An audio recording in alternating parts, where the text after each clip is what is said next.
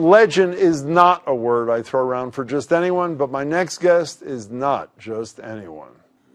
Take your pick. Ed Asner is a curmudgeonly news boss on the Mayor Tyler Moore Show and on his own Lou Grant, or as Santa from Will Ferrell's Elf, or the crotchety old man he voiced in Up. Of course, those are just a handful of more than 600 stage, film, and TV roles Asner's played over his nearly 60-year career, roles that have netted him 5 Golden Globes, more Emmys than any other male actor ever, and a 2001 Screen Actors Guild Life Achievement Award. And if you thought he'd slow down after all that, you would be wrong. In fact, there's a new documentary about his life, and he's on tour with 2 different stage productions now, including portraying God in a new political comedy called God Help Us. Here's a bit of that. Ladies and gentlemen, boys and girls, and those of you of fluid gender, welcome to the circus, where the elephants and the donkeys are flinging crap all over my creation. In other words, politics as usual. Ed Asner joins me now. Ed, it's great to see you. Thanks so much for being here. Good to be with you. So on Thursday, you're in God Help Us. You play God, so obviously it's autobiographical. Is that correct? Yeah. Well, I took a cut. You know, I haven't seen this yet. I've seen trailer for it. When I read about it, the other 2 characters are political pundits who, I guess, sort of talk past each other. I'm guessing that's a commentary not just on news, but on the quality of our political discourse. Yes. Is that what this show is all about? Yes. That's all you're going to say about it? Yes. Exactly, I guess you are. No. Exactly, thank you. Now, I learned watching the documentary about you, which is called Ed Asner on Stage and Off. You knew that. You were almost not Lou Grant because you were not funny in the first audition. Right. Is that correct? Right. And then you became funny enough to be Lou Grant. I learned how to be funny with them. I had always been funny in my stage experience prior to that, but it was hit and miss. Hit and miss. You know what I always wonder? When someone does something, what is the moment in which, when you got the part, and you and Mayor Tyler Moore and all these this brilliant ensemble, what is the point at which you realize this is not just another really good show, but a show that's going to be talked about for decades after it's done? It's a very slow, pervasive feeling. It takes a long time. Did it really take a long time? Yeah, to really understand how brilliant we all were. And you were. You mean that seriously, I hope, do you not? Yeah. And how long, what was the tipping point? What was the moment when you said, this is brilliant? It's building a relationship, I guess. And during that first year, you just build it. By the time we came back in the second year, we knew we were solid, real solid. Sort of like the beginning of this interview as opposed to the midway point. Yeah, I'm hoping for some achievement here. I hope we're hoping for it too. But I don't know. I'll give up. Do these Emmys, I mean, you won, as I said, more awards than any male actor. You know this. I'm not telling you something. Does that matter to you, or does it, or just the work matter to you? It mattered when I won them, and it matters now. I'm resentful that you have to say the only male actor to have achieved this much. I want to say any actor, but no. Those broads, they beat me out every time. He said that, by the way. I want to be clear. That was not me. You know, you told Marjorie Egan and me on the radio today, and I don't know if I'd believe you or not, you don't watch TV now at all, because we asked you, what do you watch? Is that true? Yeah. Why don't you watch TV? I don't hear well.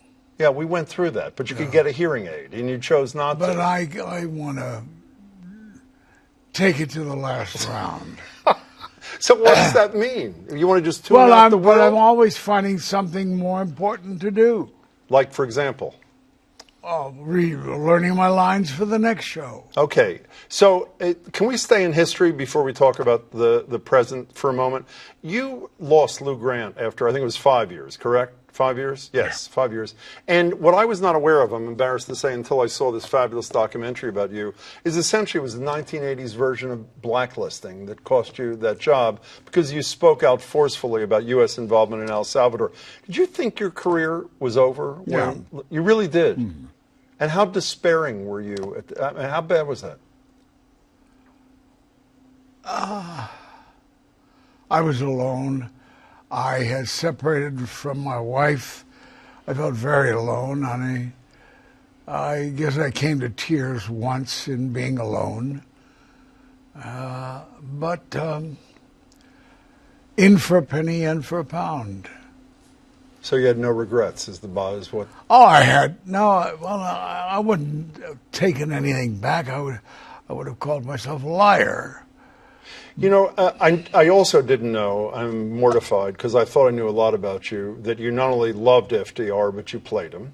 You told us today you voted, when we asked you who you voted for in 2016, you wouldn't even say Hillary. You said her, which I took as an editorial comment. Unless he had a sex change. No, as far as I know. I haven't checked before the show. How do you feel? You described Donald Trump in an interview recently as a putz. And as I told you, I was number one in my bar mitzvah class, so I know what that means. People at home may not. I was going easy on him. Elaborate. What do you think of the current President of the United States? He's a putz. Okay, and you could call him a schmuck. And why do you attach those? He has no taste. He discriminates in a bling sort of way. Do you know him? No, not at all. Do you worry about the future of our country? Yeah. Why? I mean, what do you worry about? Because most? he's president. And do you think that the worst? But I would worry about our president, our country, even if he weren't president. Why is that? What worries you most? Because there are too many people it's based on the capitalist system. And unless it incorporates more socialistic forms of governing, we're going to have a lot of one-percenters and scads. So does that mean you're a Sanders sympathizer or no? I certainly appreciate most of the things he stands for, yeah. Even though you don't have a candidate yet, correct? No. So I think you're aware you're going to be 90 in November. You aware of that? Yeah, I heard that. that, yeah. And what do you got me? What? Do I get a gift? A small gift, actually. A small parting gift you're going to get in a couple of minutes. What is it, your toupee? So you're getting in God Help Us, and then you're coming back in November to the same theater, the Regent Theater, and doing Man and His Prostate. Yeah. How are you different at 90? I mean, I know you're older. Don't tell me that. How are different as an actor at 90 than you were at 50? Well, I don't spin my wheels a lot. What does that mean? Well, I don't put a lot of air into every utterance. You mean you just do it? Is that what you mean? Yeah. You know what that reminded me of? Were you watching Johnny Carson the night that George Burns was on? He was 90 years old. Mm-hmm. Johnny, I'll never forget this, but you reminded me of Johnny Carson says, "Now that you're 90, George, do you do anything differently than you did before?" And he says, "No." And then he says, "Well, actually," he says, "when I bend over to tie my shoes, I see what else I can do while I'm down there." Is that sort of where you are at this stage of the game? Yeah, you figure out things like that. You do. Why are you still doing it? And you're not just doing it, you're doing it relentlessly. I mentioned there are two plays. There was another. You blame my daughter. Well, I met your daughter. She was terrific. She's terrific in the documentary, too. She's nice. No, but that's not the answer. You obviously have free will. Why are you still doing this? You don't need to. I'm not leaving her anything else. I may as well leave her this load. Well, and do you still love doing what you do? I do. Why? What is it that does for you at 89? First of all, it's good stuff. A Man and His Prostate is a beautiful 90-minute play. Mm-hmm. And God help us, we keep bringing along and sharpening. And by the time we finish with it, it'll be excellent, too. You know, when I was watching this documentary and I saw you in your early career in places like Chicago and New York, Chicago in particular, you were a classical actor, Shakespearean. When you see that, do you recognize yourself? When you see yourself on a screen, I don't mean literally, but do you marvel that was you, Ed Asner? Well, I just look at him and I marvel at the girls I was lucky enough to get. And I think, what the hell were they thinking?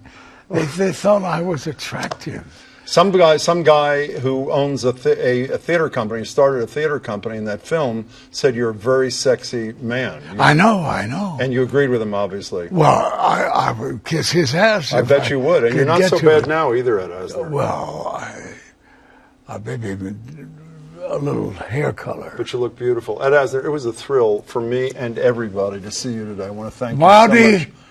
you're a pip, I'll tell you. Yeah, I got a pip. You're pretty pip like yourself. I like a pip. Ed Asner. Does it get any better than that? You can catch him in God Help Us this Thursday at 2 and 7:30 at the Regent Theater in Arlington. Oh, my God. For more information, head to godhelpus.net.